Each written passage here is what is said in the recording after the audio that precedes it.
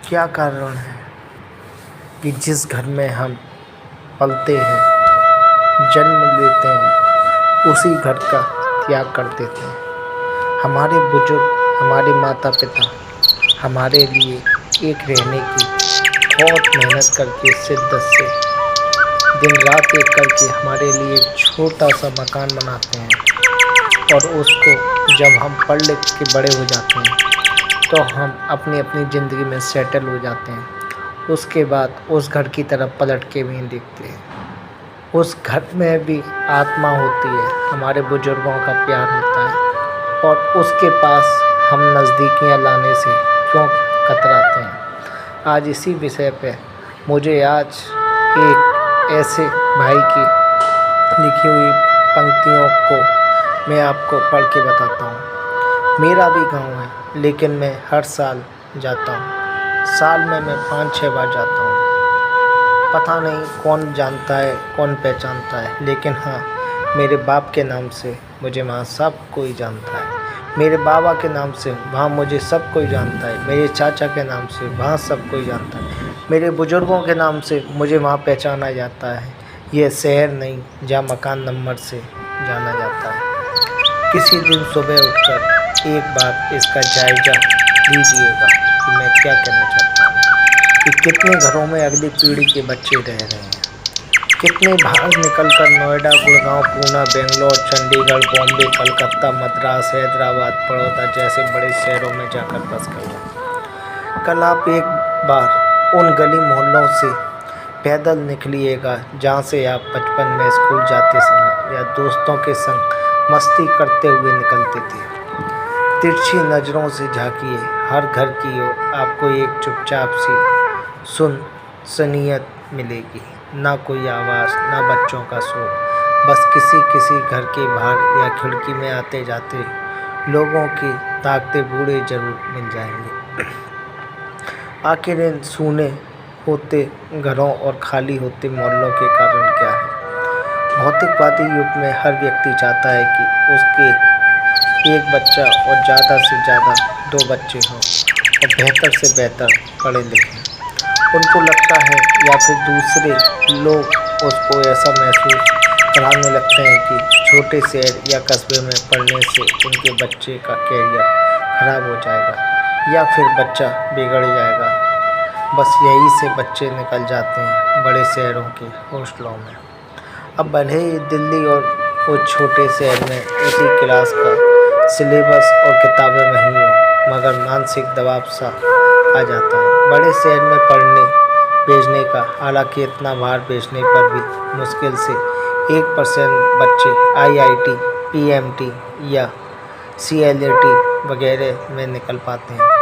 फिर वहीं माँ बाप बाकी बच्चों का पेमेंट सीट पर इंजीनियरिंग, मेडिकल या फिर बिजनेस मैनेजमेंट में दाखिला कराते हैं। 4 साल बाहर पढ़ते पढ़ते बच्चे बड़े शहरों के माहौल में रच बस जाते हैं। फिर वहीं नौकरी ढूंढ लेते हैं, सहपाठियों से शादी भी कर लेते हैं। आपको तो शादी के लिए हाँ करना ही है, आपकी इज्जत बचानी है तो, अन्यथा शादी वह करेंगे ही अपनी इच्छित साथी से।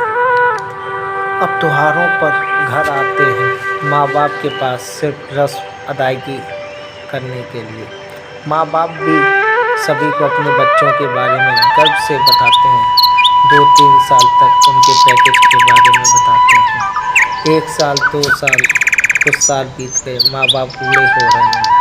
बच्चों ने लोन लेकर बड़े शहरों में फ्लैट ले लिए हैं। अब अपना फ्लैट है तो त्योहारों पर भी जाना बंद है। अब तो कोई ज़रूरी शादी ब्याह में ही आते जाते हैं। अब शादी ब्याह तो बैंकेट हॉल में होते हैं तो मोहल्ले में और घर जाने की भी ज़्यादा ज़रूरत नहीं पड़ती है, होटल में ही रह लेते हैं। हाँ, शादी ब्याह में कोई मोहल्ले वाला पूछ भी ले कि भाई अब कम आते जाते हो, तो छोटे शहर, छोटे माहौल और बच्चों की पढ़ाई का उलाहना देकर बोल देते हैं कि अब यहाँ रखा ही क्या है। खैर, बेटे बहुओं के साथ फ्लैट में शहर में रहने लगे हैं। अब फ्लैट में तो इतनी जगह होती नहीं कि बूढ़े खांसते बीमार माँ बाप को साथ में रखा जाए। बेचारे पड़े रहते हैं अपने बनाए या पैतृक मकानों में। कोई बच्चा बागवान पिक्चर की तरह माँ बाप को आधा आधा रखने को भी तैयार नहीं। अब साफ हर गली खाली खाली, मकान खाली खाली और धीरे धीरे मोहल्ला खाली हो रहा है। अब ऐसे में छोटे शहरों में कुकुरमुत्तों की तरह ओ आई प्रॉपर्टी डीलरों की गिद्ध जैसी निगाह इन खाली होते मकानों पर पड़ती है। वो इन बच्चों को घुमा फिराकर उनके मकान के रेट समझाने शुरू करते हैं। उनको गणित समझाते हैं कि कैसे घर बेचकर फ्लैट का लोन खत्म किया जा सकता है, एक प्लॉट भी लिया जा सकता है। साथ ही ये किसी बड़े लाला को इन खाली होते मकानों में मार्केट और गोदामों का सुनहरा भविष्य दिखाने लगते हैं। बाबूजी और अम्मा जी को भी बेटे बहू के साथ बड़े शहर में रहकर आराम से मजा लेने के सपने दिखाकर मकान बेचने को तैयार कर लेते हैं। आप स्वयं खुद अपने ऐसे पड़ोसी के मकान पर नज़र रखते हैं, खरीद कर डाल देते हैं कि कब मार्केट बनाएंगे या गोदाम, जबकि आपका खुद का बेटा छोड़कर पूना की IT कंपनी में काम कर रहा है। इसलिए आप खुद भी इसमें नहीं बस पाएंगे।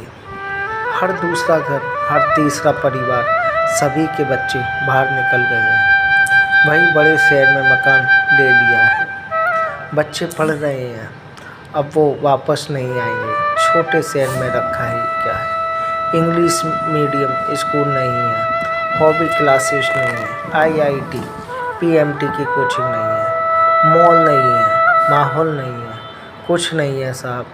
आखिर इनके बिना जीवन कैसे चलेगा? भाई साहब, ये खाली होते मकान, ये सूने होते मोहल्ले, इन सिर्फ प्रॉपर्टी की नज़र से मत देखिए, बल्कि जीवन की खोती जीव तंता की नज़र से देखिए। आप पड़ोसी विहीन हो रहे हैं, आप वीरान हो रहे हैं। आज गांव सूने हो चुके हैं, शहर करा रहे हैं। मासूने घर आज भी राह देखते हैं, वो बंद दरवाजे बुलाते हैं पर कोई नहीं आता।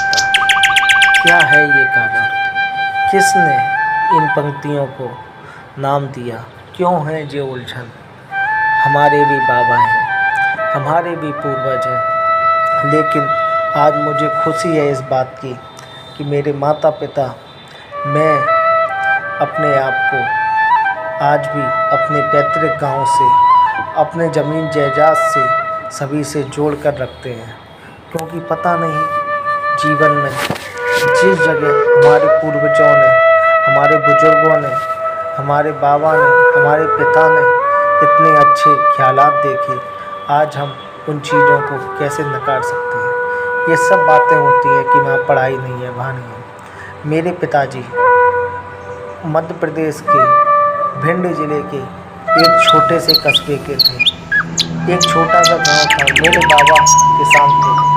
उन्होंने अपनी ज़िंदगी में कभी स्कूल नहीं गए, ना पढ़े लिखे थे, लेकिन वो ब्याज का काम करते थे।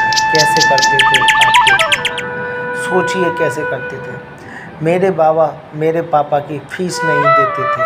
मेरे पापा ने उस समय जिला टॉप किया था भिंड में। लाइट नहीं थी, कोई सुविधाएं नहीं थी, पहनने के लिए कपड़े नहीं थे, तब भी उन्होंने जिला टॉप किया था। ये सब बातें आज भी बिहार हमारे भारत के एक ऐसे बेरोजगारी राज्य है जहाँ पर कोई भी नहीं पनप सकता। ये उन मॉडल बॉयज़ के लिए और उन माँ बाप के लिए जो कहते हैं कि यहाँ कुछ नहीं है, वहाँ चलो, विदेश चलो।